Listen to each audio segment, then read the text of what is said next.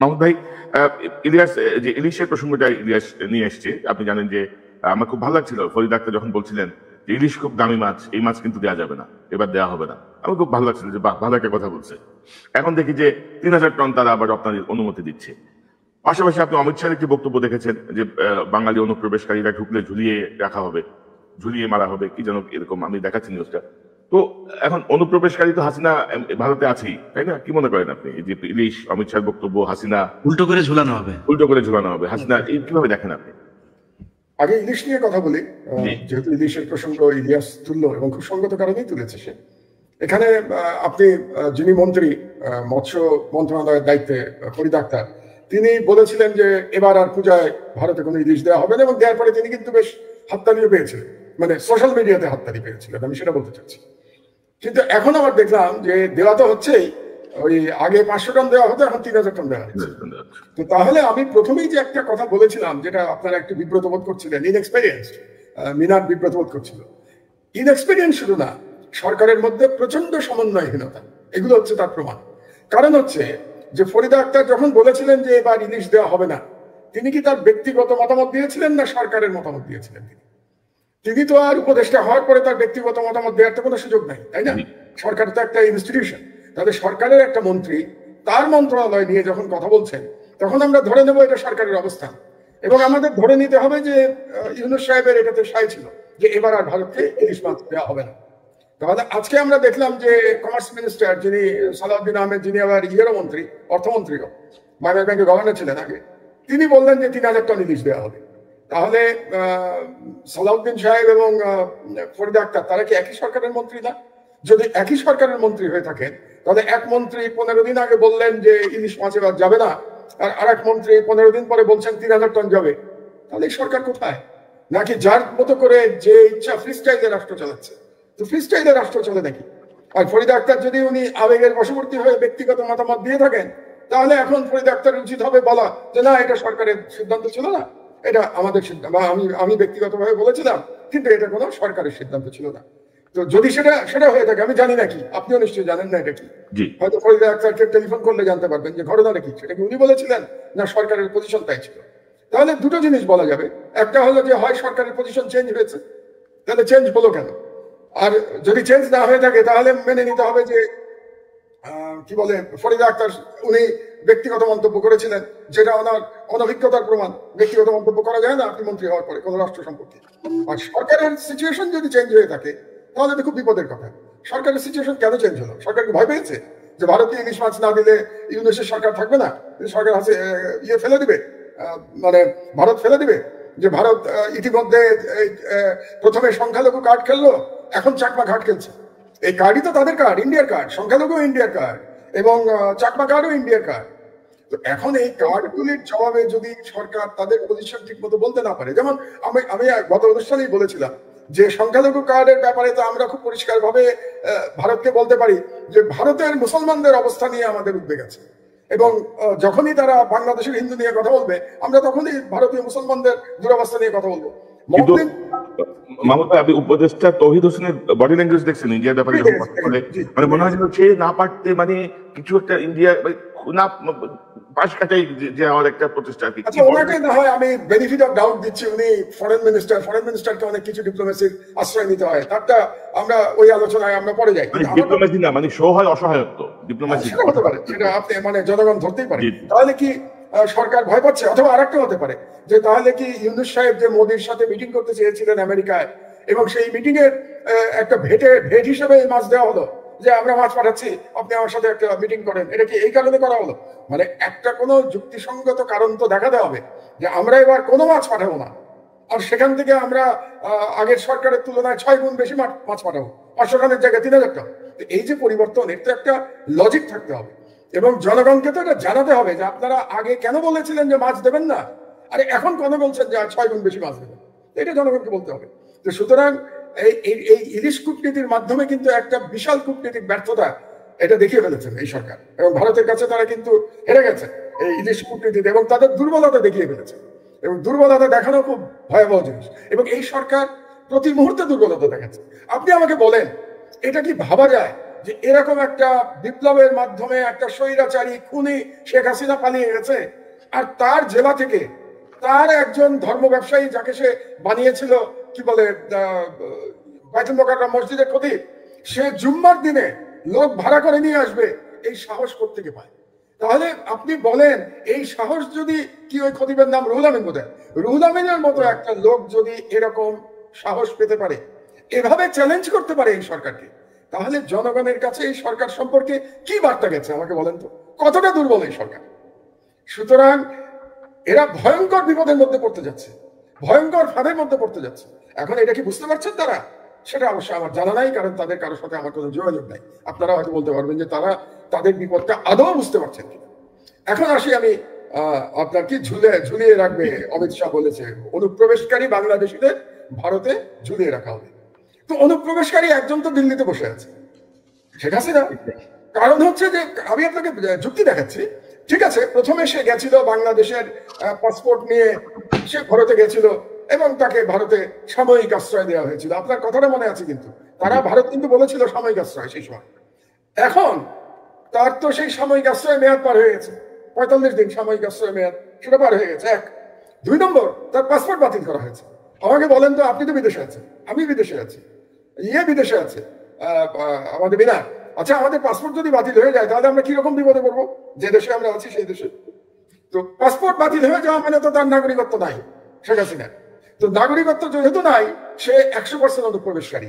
কাজে আমি অমিত শাহকে বলবো যে আমরা আগামী 24 ঘন্টার মধ্যে দেখতে চাই যে ভারত শেখ হাসিনাকে উল্টো করে কুতুব মিনারে ঝুলিয়ে রেখেছে। কুতুব মিনার আপনি তো জানেন যে সবচেয়ে বড় মিনার দিল্লিতে। তো দিল্লিতে শেখ হাসিনাকে উল্টো করে ঝুলিয়ে রাখুক। তো তাহলে আমরা বুঝতে পারবো যে অমিত শাহ তার কাজ করা শুরু করে দিয়েছে, যে বাংলাদেশিদের ঝোলানো শুরু হয়ে গেছে। আর এই সরকার কতটা, আমি একটা সত্য কথা বলেই ফেলি ভাই, পারছি না আর রাখতে, কতটা অপদার্থ। আপনি চিন্তা করেন যে শেখ হাসিনার যে মেয়ে, যে ওয়ার্ল্ড হেলথ অর্গানাইজেশনে বাংলাদেশের প্রতিনিধি হিসেবে চাকরি করছে, সে কি হিসাবে চাকরি পেয়েছে? বাংলাদেশের প্রতিনিধি হিসেবে। এবং সে জালিয়াতি করে চাকরি নিয়েছে। এবং ভারত তখন হাসিনাকে খুশি করার জন্য WHO এর উপরে তার প্রভাব খাটিয়ে এই চাকরির ব্যবস্থা করে দিয়েছে। এটা তো আপনারা সবাই জানেন, আমরা সবাই জানি, আমরা 4 জন জানি, বাংলাদেশের প্রতিটা জনগণ জানে। এই সরকার গত 1.5 মাসের মধ্যে সেই নিয়োগ ক্যান্সেল করে দেয় কেন বলেন আমাকে? সেই মনোনয়ন কেন আজ পর্যন্ত প্রত্যাহার করা হয় নাই? একটা ফ্যাসিস্ট প্রধানমন্ত্রী না, একটা মানে কি বলবো, একটা দানবের পতন হয়েছে। সে চলে গেছে এবং তার কন্যা একটা দুর্নীতিবাদ ছিল। তার কন্যা পদ্মা সেতুর সময় থেকে টাকা চুরি করা শুরু করেছে বাংলাদেশে। তার মানে সেই 2010 সাল থেকে টাকা চুরি করছে বাংলাদেশে। সেরকম একটা কন্যাকে ওয়ার্ল্ড হেলথ অর্গানাইজেশনে চাকরি দিয়ে পাঠানো হয়েছে বাংলাদেশের মনোনয়নে, আর এই সরকার 1.5 মাসের মধ্যে সেই মনোনয়ন বাতিল করেনি। এটাকে অপদার্থ বলবো না, আমি কি বলবো আমাকে বলো? আমি একটা ছোট্ট সাজেশন দিয়ে দিই, ওই যে গায়ে মানে না আপনি মরল আমি আর কি, বুঝলেন? আমার সাজেশনে কে পাত্তা দেবে? আমাদের সাজেশনে কেন পাত্তা দেবে? তারপরেও দেই রে ভাই, দেশটার জন্য তো মায়া লাগে। না হলে এই যে গত 4 বছর ধরে আমরা এই 4 জন এবং পিনাকি আজকে আসে নাই, আমরা যে এত লড়াই করলাম, এত ঝুঁকি মাথায় নিয়ে। আমার মা তো বাংলাদেশে ছিলেন, মায়ের বিরুদ্ধে তো মামলা করেছিল এই সরকার। মা তো এখন খুবই গুরুতর অসুস্থ। আমি এই সুযোগে জনগণের কাছে দোয়া চাচ্ছি আমার মায়ের জন্য। তিনি হাসপাতালে আছেন এখন, তার জন্য দোয়া করবেন। এবং আমি খুব দুশ্চিন্তায় আছি তার শারীরিক অবস্থা নিয়ে। যাই হোক, তো মায়ের বিরুদ্ধে মামলা দিয়েছে। তো আমার মা তো একা ছিলেন 6 বছর। এবং আপনারা জানেন যে আমার মায়ের আমি একমাত্র সন্তান, আর কেউ নাই ওনার দেখবার জন্য। এবং এই বৃদ্ধ বয়সে উনি একা কাটিয়েছেন। তো সেই ঝুঁকি নিয়ে তো আমরা লড়াই করেছি 5 বছর এই সরকারের বিরুদ্ধে। আমাদের সাধ্য মতো, আমাদের যতটুকু সাধ্য আমরা লড়াই করেছি এই সরকারের বিরুদ্ধে। এই জন্য এই সরকারকে আমরা চাই যে হাসিনার পতনের পরে যে বিপ্লবের মাধ্যমে যে সরকার এসছে সেটা সফল হোক। একেবারে সিনসিয়ারলি চাই, আমরা প্রত্যেকে চাই, আপনি চান, আমরা 4 জনই চাই। আমি খুব ভালো করে জানি। একটা ছোট সাজেশন দেই প্রধান উপদেষ্টা এবং স্বরাষ্ট্র উপদেষ্টা এবং স্বরাষ্ট্র সচিবকে। আপনি বলেন, একটা তালিকা করেছে এখন পর্যন্ত যে শেখ হাসিনার আমলে গোপালগঞ্জের কতজন পুলিশে চাকরি পেয়েছিল? আপনি যে গোপালগঞ্জের সম্পর্কে গোয়েন্দা ব্যর্থতার কথা বললেন, এবং ইলিয়াস খুব সঙ্গত কারণেই বলেছে যে এটা সফলতা। কারণ হচ্ছে এই যে গোপালগঞ্জের কি পরিমাণ মানুষকে চাকরি দেওয়া হয়েছিল তার কোনো তালিকা করেছে এখন পর্যন্ত এই সরকার? ঢাকা শহরে নাকি প্রত্যেকটা ওসি গোপালগঞ্জের ছিল। এতগুলো ওসি, গোপালগঞ্জের জনসংখ্যা কত রে ভাই? বাংলাদেশের জনসংখ্যা একটা ছোট্ট ডিস্ট্রিক্ট গোপালগঞ্জ, সেটার এতগুলো অফিসার এত বড় বড় পদে কিভাবে ছিল আমাকে? তাহলে তার তালিকা কোথায়? জনগণকে জানিয়েছে? হোম মিনিস্ট্রি এখন পর্যন্ত এই সরকার যে শেখ হাসিনার আমলে 16 বছরে গোপালগঞ্জের এতজন পুলিশ নিয়োগ দেওয়া হয়েছে, এতগুলো গোপালগঞ্জের অফিসার বড় পোস্টে ছিল, এবং তারা এখন কোথায় আছে আমাদেরকে জানিয়েছে? এটা আমরা শুধু জানি গোপালগঞ্জের 2-1 ক্রিমিনাল পালিয়ে আছে, যেমন ইয়ের যেটা ছিল এসবির যে চিফ ছিল সে পালিয়ে গেছে, মনিরুল পালিয়ে গেছে, তারপরে গোপালগঞ্জের ছিল বেনজির দেশ থেকে পালিয়ে গেছে, এবং আরো 2-1 গোপালগঞ্জের অফিসার তারা পালিয়ে গেছে। কিন্তু গোপালগঞ্জের তো অসংখ্য অফিসার রে ভাই, আপনি যদি এসআই থেকে শুরু করে আইজি পর্যন্ত সব পোস্টগুলোর মধ্যে গোপালগঞ্জের সংখ্যা দেখলে আপনি ঘাবড়ে যাবেন যে এক ডিস্ট্রিক্টের এতগুলো লোক কিভাবে চাকরি পেতে। সেটা সম্পর্কে এবং মাহমুদ ভাই, কদিন আগে যে আনসার বিদ্রোহের যে চেষ্টা হলো, এখানে দেখা গেল যে 15,000 না কত হাজার শুধু গোপালগঞ্জেরই নিয়োগ পেয়েছে আনসার। ভাবা যায়। এবং আরেকটা জিনিস আপনি যদি দেখেন, আনসারটা পুরো ঘিরে রাখলো, আনসারের ডিজি তাদের জন্য তদবির করলো, যখনই আনসার মাইক খেয়ে চলে গেল তখন বলেছে না এরা আনসার ছিল না, কারা ছিল এরা? সেই ডিজি কিন্তু ভাই আপনারা জানেন কিনা, সেই ডিজি কিন্তু মাহমুদ ভাই আপনার ছাত্রলীগের সাবেক সভাপতি এনামুল হক শামীমের আপন ভাই। ভাই জানি আমি তো, সেটা তো জানি, আমাদের সবার কাছেই তো তথ্য আছে এগুলো। কিন্তু আমার কথা হলো 15 দিন দীর্ঘ 45 দিন দীর্ঘ সময় এই সরকার প্রায় 1.5 মাস আজকে ক্ষমতায়। 1.5 মাস লাগে নাকি এটা বের করতে? পুলিশে কতজন গোপালগঞ্জে এবং কতজনকে অন্যায় ভাবে চাকরি দেওয়া হয়েছে এটা বের করতে 1.5 মাস লাগে? আরে ভাই আমরা সরকারে ছিলাম না, আমাদের সেখানে আপনারা যে কতদিন লাগে এটা বের করতে? তাহলে আজ পর্যন্ত সেটা করবার জন্য। আচ্ছা আরেকটা দেখেন, যেটা কে একজন বলেছে, হয় ইলিয়াস নাইলে মিনার বলেছে যে ইলিয়াসই বোধহয় বললো যে ঢাকা শহরে নদীগুলো উদ্ধার করা হচ্ছে না এখনো। আপনি দেখেন প্রত্যেক সরকারের আমলে, এই ধরনের সরকার যখন হয়েছে, আমরা দেখেছি একটা শ্বেতপত্র বের করবার জন্য একটা উদ্যোগ নেওয়া হয়। আপনি এখন পর্যন্ত শুনেছেন কোন মন্ত্রণালয় একটা শ্বেতপত্রের কোন উদ্যোগ নেওয়া হয়েছে? এটা বোঝে তো। আমার তো প্রথম সব থেকে বেশি অত্যাচার কারা করেছে বলেন আমাকে? এই যে একটা দানবীয় সরকার ছিল, সব থেকে বেশি অত্যাচার করেছে তো পুলিশ। তাহলে পুলিশের উপরে তো একটা শ্বেতপত্র হইতেই হবে। এখন পর্যন্ত এই শব্দটাও তো আমি শুনি নাই কোন মন্ত্রীর মুখে, শুনেছেন আপনারা? তারপরে সব থেকে বেশি চুরি কোথায় হয়েছে? বিদ্যুৎ বিভাগে। বিদ্যুতের মাধ্যমে সব থেকে বেশি লুটপাট করা হয়েছে। তাহলে বিদ্যুতের একটা শ্বেতপত্র করতে হবে না, যে কাদেরকে সুবিধা দেওয়া হয়েছে, এবং যারা সুবিধা নিয়েছেন, যারা বাংলাদেশের জনগণের টাকা পয়সা লুট করে বিদেশে নিয়ে গেছেন, তাদের তালিকা করতে হবে না, এবং সেই চুক্তিগুলো জনগণকে জানাতে হবে না? আজ পর্যন্ত করা হয়েছে? আচ্ছা, ভারতের সাথে যে সমস্ত চুক্তি, সেগুলো দেখবার জন্য কাকে দায়িত্ব দিয়েছেন আপনারা? আমরা জানি না। আচ্ছা, আমরা যদি ধরে নেই যে দেবপ্রিয়কে দায়িত্ব দেওয়া হয়েছে, ধরে নিলাম, কারণ দেবপ্রিয়কে তো কি একটা স্পেশাল কাজ দেওয়া হয়েছে, তো কি বলে অর্থ মন্ত্রণালয়। এই দেবপ্রিয় তো প্রো ইন্ডিয়ান লোক, 100% প্রো ইন্ডিয়ান লোক। তাহলে সে যদি আজকে ভারতের এই চুক্তি নিয়ে কোনো কাজ করে, সে কি ইন্ডিয়াকে সেভ করে কাজ করবে না? তো আমি যে কথাটা বলতে চাই, যে আমরা কি শেখ হাসিনার বা এই যে ছেলেরা জীবন দিল, কি অসাধারণ বীরত্বের মাধ্যমে এই বিপ্লব তারা সংগঠিত করেছে, কি ইমানের শক্তি তারা দেখিয়েছে, অবিশ্বাস্য। এই জীবন দিয়ে আজকেই তো দেখলাম প্রায় 1,500 জন শহীদ হয়েছে, 1,500, 1400 কতজন শহীদ হয়েছে, আহত হয়েছে হয়তো আরো 15,000, 10 গুণ যদি আমরা ধরি। এরকম জীবন দিয়ে যে সরকার আসলো, সেই সরকারে আমরা প্রো ইন্ডিয়ান লোক দেখতে চাচ্ছি। সেই সরকারে আমরা দেখতে চাচ্ছি যে ভারতের স্বার্থ রক্ষা করা হবে, এটা দেখতে চাচ্ছি আমরা। তাহলে মানুষ তাহলে জীবন কেন দিল? উৎখাত শেখ হাসিনাকে কেন করবে? খুবই দুর্ভাগ্যজনক অবস্থা। তো এই জন্যই আমি যেটা বলতে চাই, এটা বলেই আমি শেষ করবো। 2-3টে ছোট দাবি দিয়ে আমি শেষ করি। এক হচ্ছে যে হোম মিনিস্ট্রিতে ইমিডিয়েটলি পুলিশের বিষয়ে 16 বছরের উপরে শ্বেতপত্র করবার উদ্যোগ নিতে হবে। 2 নম্বর হচ্ছে গোপালগঞ্জের কারা কারা নিয়োগ প্রাপ্ত হয়েছে, কোন কোন অফিসার কিভাবে নিয়োগ হয়েছে, তার একটা সম্পূর্ণ তালিকা জনগণকে জানাতে হবে।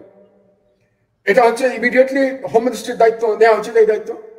3 নম্বর, ফরেন মিনিস্টার যেটা করা উচিত, যে দানব শেখ হাসিনার কন্যাকে, এটা বোধহয় আমি আজকে দিয়ে বোধহয় 5-6 বার আপনার অনুষ্ঠানে আমি বলবো, যে দানব শেখ হাসিনার কন্যাকে যে জালিয়াতি করে চাকরি দেওয়া হয়েছে, সেই নমিনেশন ইমিডিয়েটলি বাতিল করতে হবে এই সরকারকে। আরে ভাই ঠিক আছে, ওয়ার্ল্ড হেলথ অর্গানাইজেশন তার চাকরি থেকে বাদ না দিল, কি দিল সেটা তো তাদের ব্যাপার।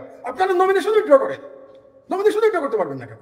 এই ব্যাপারটা অনেকটা এরকম যে আপনি খতিবের চাকরি খেতে পারছেন না, আপনি বাজমুকরমের মসজিদের খতিবের চাকরি খেতে পারছেন না, আপনি হাসিনার মেয়ের নমিনেশন ক্যান্সেল করতে পারছেন না।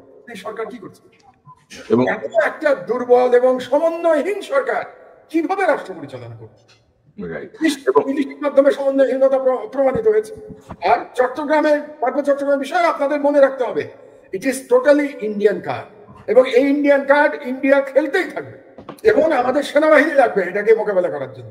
সেনাবাহিনীকে দায়িত্ব না দিলে আপনি পার্বত্য চট্টগ্রামে লড়াই করতে পারবেন না। এই জন্য যদি প্রয়োজন হয়, আবারও আমি বলি, ইমিডিয়েটলি বাংলাদেশের জনগণের ওই যে 18 বছরের উপরে যাদের বয়স, তাদের কম্পালসারি মিলিটারি ট্রেনিং এর ব্যাপারে আমাদের চিন্তা ভাবনা করতে হবে। আপনার মনে রাখতে হবে আপনার পাশে একটা ট্রিমেন্ডাসলি হেজেমনিক কান্ট্রি আছে, যার সাথে লড়াই করে আপনার স্বাধীনতা টিকিয়ে রাখতে হবে। লড়াই মানে শুধু অস্ত্রের লড়াই বলছি না আমি, বুদ্ধির লড়াই, প্রয়োজনে অস্ত্রের লড়াই এবং কূটনৈতিক লড়াই, ইকোনমিক লড়াই, সর্বরকম লড়াইয়ের মাধ্যমে আপনার স্বাধীনতা টিকিয়ে রাখতে হবে। মাহমুদ ভাই, আমি খুব সংক্ষিপ্ত একটা তাহলে জাতির কাছে এই সরকারকে জবাবদিহি করতে হবে। আমাদের খুব সংক্ষিপ্ত একটা মন্তব্য, যে ম্যাজিস্ট্রেসি পাওয়ার দেওয়া হয়েছে গণহারে সেনাবাহিনীকে, মানে লেফটেন্যান্ট থেকে শুরু করে অল কমিশনড অফিসার, বিষয়টা আপনি কিভাবে দেখেন? খুব সংক্ষেপে যদি একটু মন্তব্য করেন। মানে এটা কি দেয়া হয়েছে, এটার আমি ইমিডিয়েটলি কোনো আমি এটার কোনো নেগেটিভ দিকে আমি যেতে চাই না, আমি এটা পজিটিভ দিকে দেখতে চাই। কিন্তু সেই ম্যাজিস্ট্রেটি পাওয়ার এখন পর্যন্ত কোথায় ব্যবহার করেছে আমি সেটা জানতে চাই। ম্যাজিস্ট্রেট পাওয়ার তো দেওয়া হয়েছে, বুঝলাম, ব্যবহারটা হলো কোথায়? গোপালগঞ্জে ব্যবহার হয়েছে? গোপালগঞ্জে যে আর্মির উপরে অ্যাটাক করলো ব্যবহার হয়েছে? চট্টগ্রামে ব্যবহার হয়েছে? সুতরাং ক্ষমতা দেওয়াটা আমার কাছে যত না গুরুত্বপূর্ণ, তার থেকে বেশি গুরুত্বপূর্ণ হচ্ছে যে ব্যবহার কোথায় হচ্ছে এবং কিভাবে হচ্ছে। জি, আমি আপনাকে ধন্যবাদ।